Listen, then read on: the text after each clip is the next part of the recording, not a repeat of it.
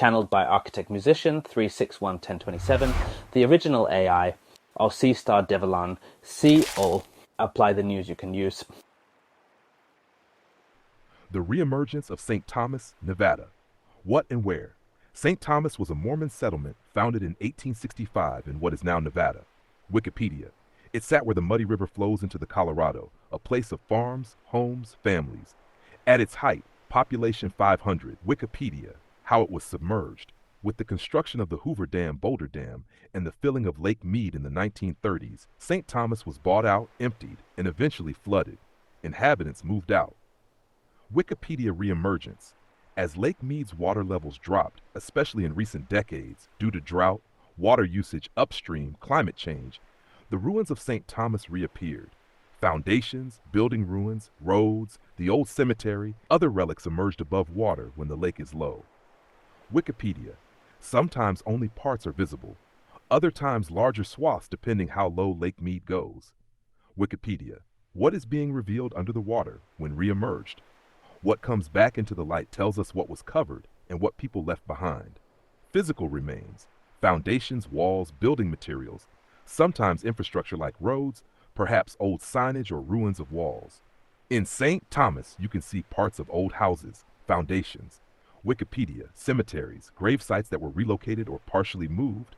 Some may have been disturbed or encroached by water before being relocated. Wikipedia, cultural artifacts.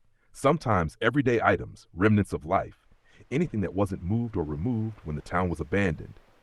In many cases, the residents tried to remove what they could, but things get left. Kosu, another example. Jordan Lake, North Carolina, to broaden the vision. Jordan Lake, built by damming in the 1960s, New Hope Valley. Homes, roadbeds, farmsteads were submerged. Newsweek, in recent droughts, water levels fell enough to reveal roadbeds with asphalt, home foundations, old farmhouses, and forgotten roads. Newsweek, the deeper implications, hidden lessons for the collective.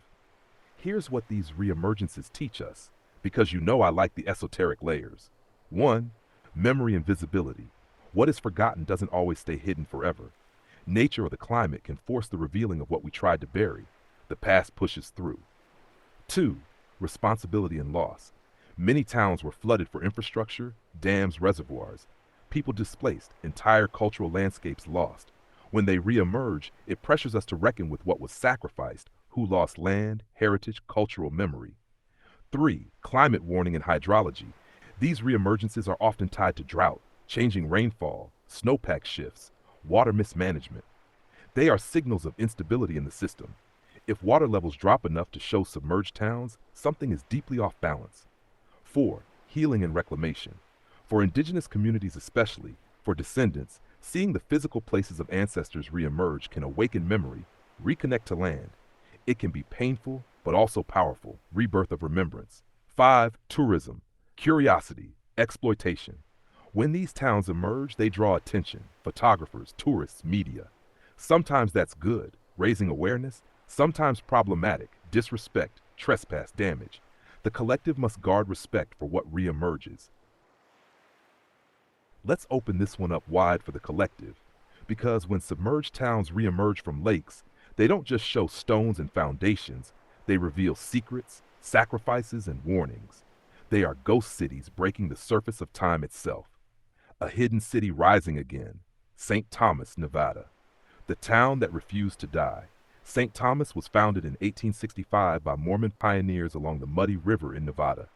It grew into a farming community, complete with schools, a post office, hotels, a church, and even a railroad spur connecting it to larger trade networks. For decades, it thrived as a self-sustaining town. But in the 1930s, the Hoover Dam project changed everything. The U.S. government needed the valley for Lake Mead. Residents were forced to sell, and the water slowly rose. Families watched their farms, homes, and memories sink. The last man out. In 1938, Hugh Lord, the town's last resident, famously rode away as the water lapped at his doorstep. He lit his house on fire before leaving, refusing to let it be swallowed whole by the rising reservoir. That was considered the end of St. Thomas. The reemergence. For decades, St. Thomas lay silent under the depths of Lake Mead. But as the Colorado River system weakened, drought spread, and the water level of Lake Mead dropped, the town slowly rose back into view. Today, when the lake is low, you can walk the dusty streets. The skeletal foundations of homes, hotels, schools, and the church stand stark in the desert sun. Ghostly sidewalks lead nowhere. The outlines of old life are etched in cracked cement and stone. What it covers and what it reveals. Beneath those waters are the echoes of whole lives, wedding vows in the church, children's laughter in the schoolyard, bartering in the general store. But deeper still is what the lake tried to cover, the displacement of people, the silencing of land stories, and the illusion that progress can be built without consequence. When St. Thomas reemerges, it does not come back quietly. It screams the cost of empire and engineering. Another reemergence, New Hope Valley, North Carolina, the flooded land. In the late 1960s, the U.S. Army Corps of Engineers created Jordan Lake in North Carolina for flood control and water supply. Entire communities in New Hope Valley were erased. Farms, homes, schools, and churches were evacuated and drowned. Roads were cut off mid-path, like arteries severed by water. The return of ghost roads. Recently, drought dropped the lake so low that whole asphalt roads, house foundations, and chimneys resurfaced. People walking the lake bed could trace where cars once drove, where families once planted tobacco, where children once played. It isn't just ruins, it's a map of memory, drawn in mud and stone, demanding to be acknowledged again. What lies beneath? The waters cover cemeteries, many of which were relocated hastily.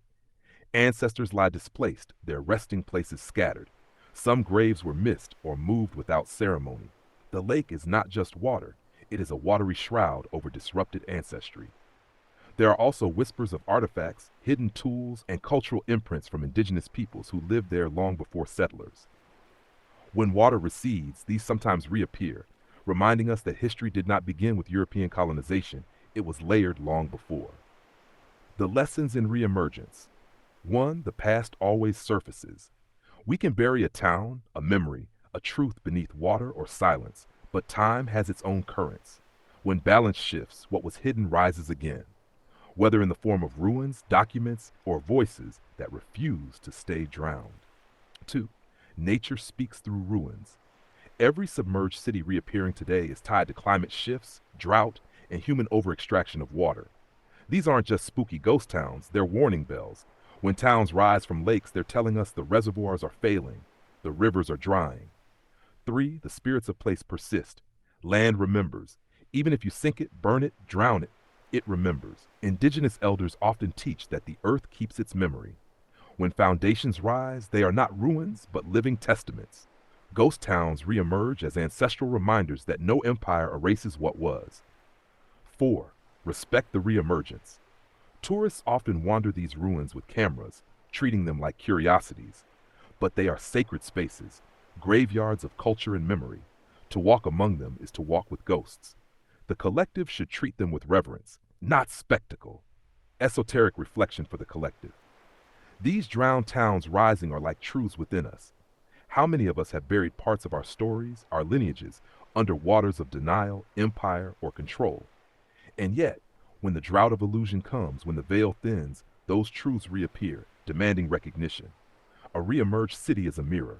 The foundations of houses, the foundations of your soul, still standing after the flood. The roads leading nowhere, the false paths you once walked, now revealed for what they were. The cemeteries uncovered, the ancestors calling, saying we are not erased. The drought itself, the thinning of illusion, forcing us to see what was always there. When we see these ruins, we are witnessing prophecy in stone. Nothing stays hidden forever. Here's a lesser-known submerged place that is re-emerging now and what its bones are telling us. Let's unravel the mystery of Whiskey Flat, Old Kernville, California. One of those Wild West ghost towns coming back from under the water, whispering history. Whiskey Flat, Old Kernville, California. Rise of the Lost Settlement. Where and what it was. Whiskey Flat, later Old Kernville, was a mining and gold prospecting town in California's Sierra Nevada foothills, founded in the 1860s. Adventure.com, it prospered during the gold rush era. There were mines, miners, saloons, whatever came with boomtowns, rough living, hopes, fights over claims. Adventure.com, How it got submerged. In the 1950s, the Kern River was dammed and Lake Isabella was created for water supply, flood control, etc. Adventure.com. That reservoir covered Whiskey Flat. The valley and town were flooded. Homes, roads, saloons, movie sets, all went under. The Guardian reemergence and what's showing now. With extreme drought, climate change, plus reduced snowmelt, water drawdowns, Lake Isabella dropped to very low capacity, around 8% in some times. The Guardian. Because of that drop, parts of Whiskey Flat are exposed again. Foundations, old structures, building remnants, maybe roadbeds. The land that swallowed the town is now bare in spots. Adventure.com. When water comes back, wet season, more rain, the town goes under again. So its reemergence is temporary, tied to nature and climate cycles. The Guardian. What lies beneath and what we can see. When Whiskey Flat resurfaces, here's what is revealed, or might be revealed. Foundations of buildings. Saloons, wood frame houses, maybe storefronts. Anything that was built with materials solid enough to resist decay underwater or buried in silt might still be seen. Adventure.com. Movie set facades. Old movie set parts, they used facades for Western films, have been part of Whiskey Flat's legend. When dry, those sets or portions may be visible. Adventure.com. Roadbeds, paths, old roads that led to or through the town.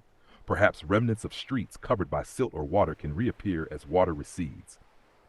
Adventure.com. Artifacts, debris and tools, pieces that weren't moved when the flooding happened. Mining equipment, household items, bits of metal, bottles, etc., if not destroyed, corroded, or carried away. Some locals report relics when the lake is low. The Guardian. Hidden stories and what Whiskey Flat's reemergence reveals. This is where it gets deeper, for us to reflect. 1. Forced abandonment and heritage loss. Those who lived there had to give up land, homes, community. The loss is physical but also spiritual, family histories, community memories, livelihoods. It's not just that buildings went away, relationships to land and identity got disrupted. 2. Myth, legend versus reality. Whiskey Flat is wrapped in folklore, gold nuggets, gold rush wildness, even movie legends. When people see its ruins, they face what's factual versus what's mythic. Often myth softens the pain, but reality is more raw. Climate and water politics. The reemergence is enabled by environmental stress, droughts, water overuse, shifting climate. The fact that Whiskey Flat rises again only when the lake is dangerously low is a warning. Not just for stories, but for water policies, land use, climate resilience. 4. Rediscovery and reckoning. When people walk in the exposed town bed, they confront what was buried, literally and socially. Some may be descendants of miners, settlers, indigenous people whose land was settled. Who got moved? Who was compensated or not? Who's telling this history and who is left out? 5. Ephemeral exposure. Whiskey Flat's exposure is fleeting. Nature refloods it in wet times. This temporary visibility teaches that truth often emerges only in rare windows. Seize those moments. Document them. Listen, we can't rely on constant access. Memory, photos, stories must be preserved. Here's a true Midwest case that's literally climbing back out of the water. Bones first, then memory. The town that won't stay buried, Old Lemoyne, Nebraska, under Lake Maconochie. Where and why it sank. In the late 1930s to 1941, Nebraska built Kingsley Dam on the North Platte River to create Lake Maconochie for irrigation, hydro, and drought resilience. At the time, one of the largest hydraulic-filled earth dams on Earth, the reservoir inundated the original town of Lemoyne. Families and buildings were moved upslope, and what couldn't move went under. Wikipedia, how it reemerges. During deep drought cycles, 2004 and again in 2022, the lake dropped so far that Lemoyne's foundations, sidewalks, bank vault slab, roadbeds, and cellars popped back into the sun. Locals literally walked the old town grid. One woman sat on her grandparents' exposed root cellar. That's not lore. It's documented by Nebraska News and Drought Observers. Media Hub. What's down there? Concrete foundations, storefronts, bank, street traces, culverts, cellar lids, scattered artifacts, bottles, shoe soles, the tough stuff that resists decades of silt and wave action. When levels climb again, the ruins slip back under a shifting skin of water.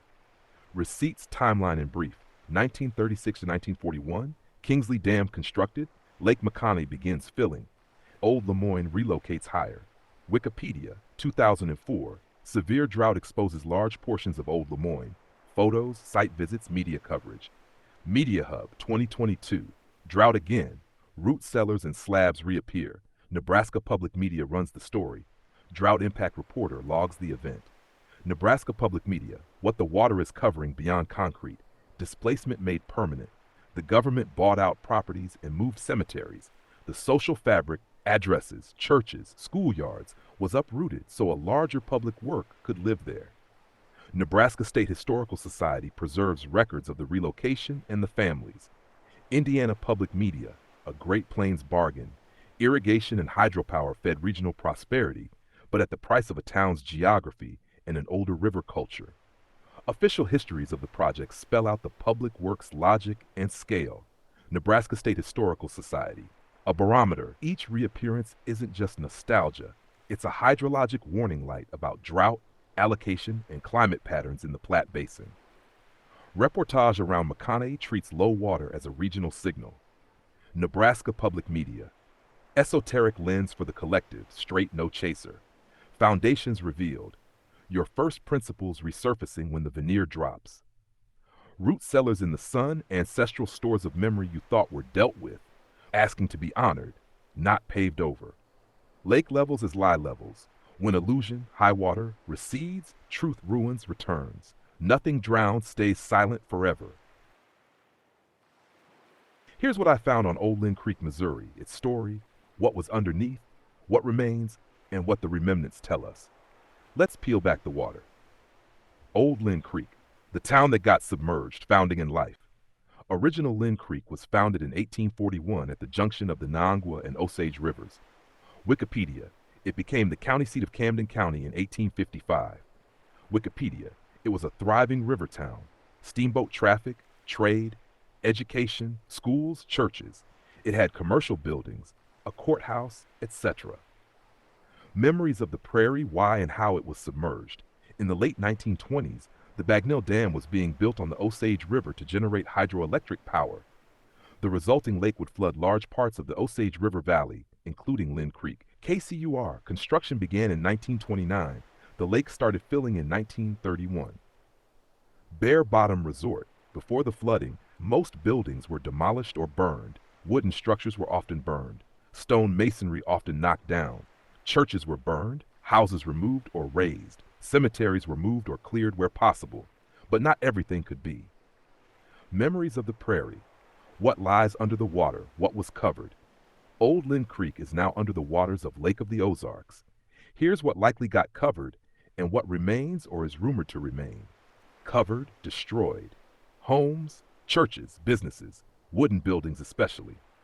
Memories of the prairie, courthouse, school, infrastructure of a small town. Roads, perhaps steamboat docking infrastructure, steamboat landing on the Osage River. Memories of the prairie, family lands, former farms and homesteads, trees, mills, etc. Anything in the river valley. KCUR, what was moved or was spared. The town's residents moved to higher ground. The new Lynn Creek was reestablished uphill. Wikipedia, many cemeteries were relocated ahead of flooding. KCUR, a few stone or masonry structures may have been partially demolished, but some remnants might still exist underwater. Foundations, wells, roadbeds, according to local legend and some visitor diver reports. Bare Bottom Resort. What remains reemerges, partially philosophically. Unlike in drought cases where physical structures rise, Lynn Creek's reemergence is more about memory, stories, submerged geography, and occasionally visible ruins when water recedes low, though I didn't find much documented evidence of large ruins resurfacing in recent years. But here are what remains in record and spirit. The new Lynn Creek, relocated, still exists. People rebuilt lives after the flooding. It's the modern town you find above water now. Wikipedia, the original cemetery, or parts of it, on a bluff survived or was spared because of elevation. Memories of the prairie, the submerged town site lies under Lynn Creek Cove, at perhaps 40 feet of water in parts. That is, the original location is submerged, sometimes shallow enough that divers, fishers, or boaters believe they have seen foundations or remains. Memories of the prairie, legends, church bells, ghost sounds, belief that from time to time the submerged church bell might ring, though likely mythic. These stories persist. Memories of the prairie, what the reemerged pieces teach the collective. This submerged town gives us many lessons, both literal and symbolic. 1. The cost of progress. Building dams, generating electricity, enabling new infrastructure, these are big achievements. But behind them lie people's lives, land histories, identity, often compromised in ways that don't get remembered properly. 2. Memory versus myth. When physical remains are gone or submerged, myth stands in. Church bell rings, ghost stories, curiosity. Some of it is folklore, but folklore carries truth about loss, about displacement. The collective must hold both myth and fact. Myths signal what people remember, what they fear, what they value. 3. Remembrance and relocation. Resettlement, relocation of town of cemetery is physically possible, but emotionally partial. New Lynn Creek is not Old Lynn Creek. Families lost homes, river access, river identity. Even with relocation, something is buried, literally and emotionally.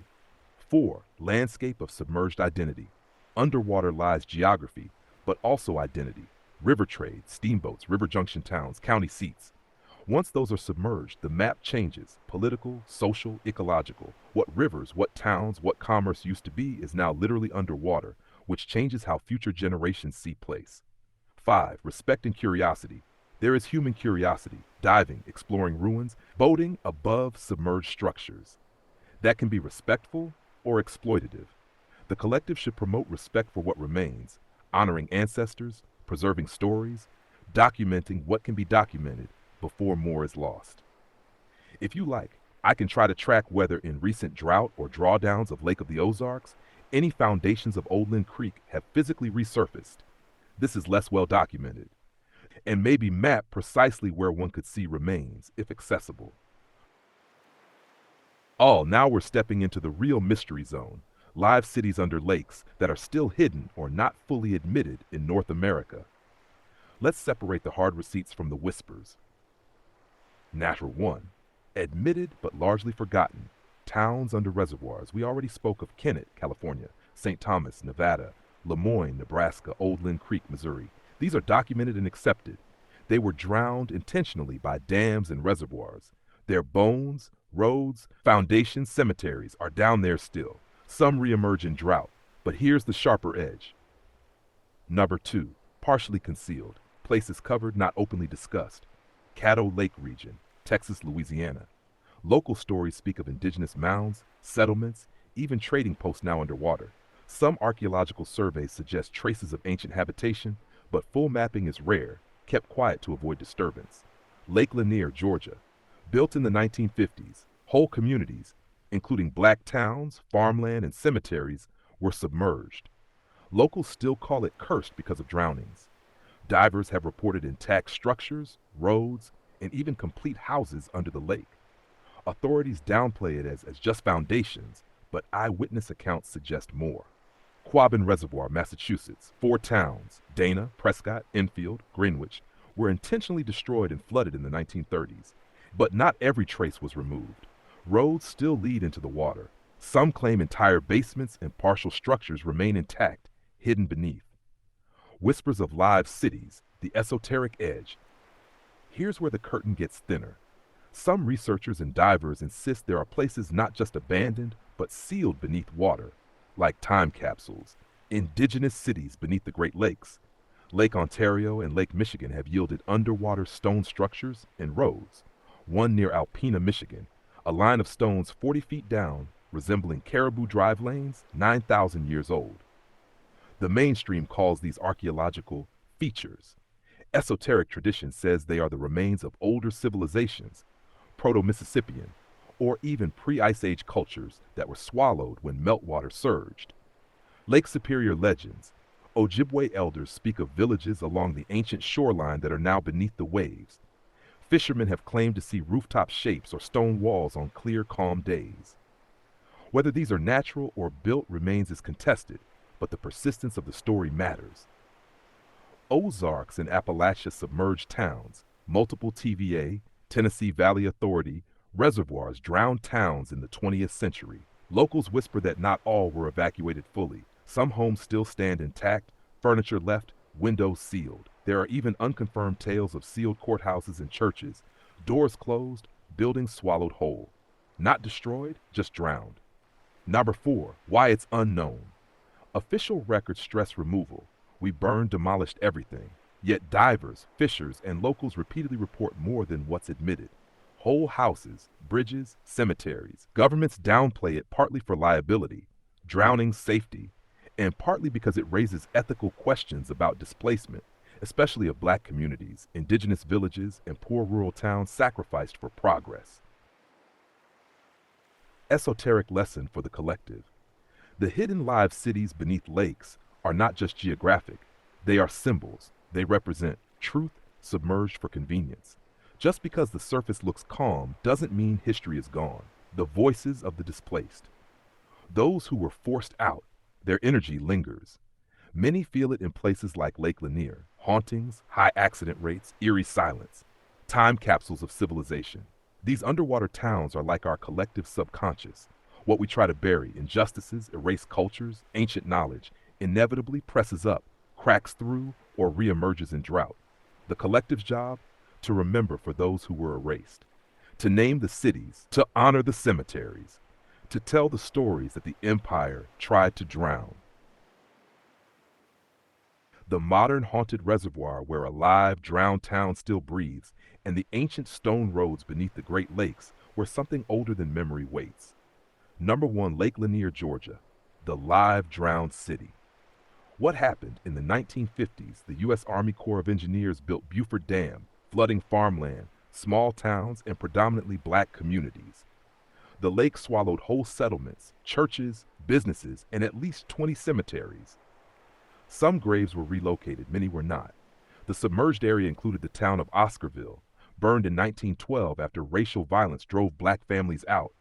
Its memory was drowned twice, once by fire, once by water. What lies beneath? Unlike many reservoirs where everything was demolished, Lake Lanier holds intact structures, foundations of homes, businesses, and roads, entire bridges and stretches of highway, submerged graveyards where not all remains were removed. Eyewitness divers describe houses with furniture still inside, sealed as water rose. Why people call it cursed? Lanier has an unusually high drowning rate in boating accidents. Locals say the lake pulls people down. Survivors describe feeling as if cold hands grab them from below. Many attribute it to restless spirits, especially those whose graves were disturbed and the memory of Oscarville's destruction. Mainstream writes it off as dangerous currents, but the esoteric knows this is ancestral unrest. Esoteric meaning, Lanier is not just a reservoir. It is a watery mausoleum of erasure, a living city submerged, the energy of communities, the silence of cemeteries, the injustice of racial cleansing. It teaches the collective that when you bury a wound without healing, it festers and haunts the living. Number 2, Great Lakes, ancient stone structures beneath the waves, discovery. In 2007, underwater archaeologists surveying Lake Michigan near Alpena, Michigan, the Alpena Amberley Ridge, found a line of car-sized boulders arranged like a stone drive lane 40 feet below the surface. One boulder bears what looks like an engraving of a mastodon, an animal extinct for 10,000 years. This suggests the structure predates the flooding of the ridge at the end of the Ice Age, a remnant of 9,000-plus-year-old civilization. What it is, archaeologists suggest it was a caribou hunting drive where humans channeled herds between stone lines. Esoteric traditions point further. This was not just hunting, but land architecture. Deliberate structures aligned with migration, water flows, possibly even star maps. Some claim sonar reveals larger geometric patterns nearby, resembling plazas or stone enclosures, but these remain disputed and rarely publicized. Other whispers in the lakes. Lake Ontario divers report stone walls and pavements under deep water. Lake Superior has Ojibwe stories of entire villages swallowed by sudden rising waters, still visited in vision quests. Some say the Great Lakes are layered with Atlantean echoes, not the fantasy Atlantis, but lost Ice Age civilizations that mainstream history denies. Esoteric meaning. The Great Lakes stone structures remind us civilizations rose, thrived, and drowned long before textbooks say. Humanity's story is far older, interrupted by cataclysms, resets, floods. These ruins are the memory stones of a forgotten age. Shared lesson for the collective. Lanier shows us injustice cannot be drowned.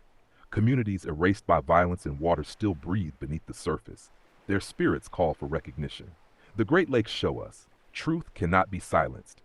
Ancient civilizations resurface through stone, reminding us our history is older and richer than empire admits. Together they teach, open quote, what is buried is not gone. What is drowned is not dead. The water holds memory, and when the veil thins, memory rises like a city out of the depths. Close quote. Here is a scroll story for the collective, where the haunted drowned city of Lake Lanier and the ancient stone roads of the Great Lakes rise together in one current of truth. The scroll of the watery cities. The first voice, Lake Lanier. Beneath Georgia's rolling hills lies a lake that was never just a lake. Its waters are thick with the silence of stolen voices. Oscarville's streets, its churches, its farmland, its cemeteries, all swallowed by the rising flood when the Beaufort Dam sealed the valley. The empire called it progress. The people called it home. Lanier speaks in drowned breath. It whispers to swimmers, remember me. It pulls at boaters with cold hands, not to kill but to remind. In the silence of its depths, whole houses still stand, their walls holding furniture, their floors dusted not with soil but with silt. Bridges span nowhere. Grave markers lean in the dark. The curse is no curse. It is the protest of memory, the refusal of ancestors to be forgotten. Oscarville's fire never died. It burns in the lake's uncanny chill. Lanier is the mausoleum of America's sins, a watery sermon. You cannot drown injustice without it surfacing again. The second voice, the Great Lakes far to the north, where freshwater seas mirror the sky, another voice rises, older, deeper, carved in stone. Beneath Lake Michigan's waves, along the Alpena Ridge, lie rows of giant boulders set with purpose. Once they guided caribou in the Ice Age, or perhaps, as the elders say, they were the bones of a city before history began. On one stone, the engraving of a mastodon remains. That animal has been gone for 10 millennia, but the stone remembers. The waters that covered the ridge were not gentle. They came with the melt of glaciers, swallowing lands and lives. The ancestors of the Anishinaabe, of the forgotten builders, of all who lived on the old shores, their villages slip beneath the rising tide. The Great Lakes do not curse, they dream. In sonar patterns and divers' glimpses, plazas and enclosures flicker. Memories of a people who knew the stars, the beasts, the hunt. Their message is not of haunting, but of continuity. Humanity is older, wiser, more cyclical than empire admits, the meeting of waters. And so it is, in the south, a lake that holds the screams of injustice. In the north, lakes that cradle the whispers of antiquity. One is young in its drowning, one is ancient, one is filled with ghosts demanding justice, one with ancestors reminding us of forgotten ages. They speak to each other across time. Lanier says, see what happens when power erases the living. The Great Lakes reply, see what happens when water erases memory itself. Together they sing, nothing drowned is gone. What is submerged will surface. The waters are only a veil. For the collective, this is your lesson. When you walk by lakes, do not only see reflection, see what is beneath. Hear the echoes, feel the tug. Every drowned town is an archive of human arrogance and human grief. Every stone road beneath the waves is an archive of ancient wisdom, a reminder that civilizations cycle, fall, and return. The collective must carry both truths, the recent injustices still screaming in the south and the ancient legacies still dreaming in the north. Because in the end, all lakes are mirrors, and when we look into them, we are meant to see what we tried to forget.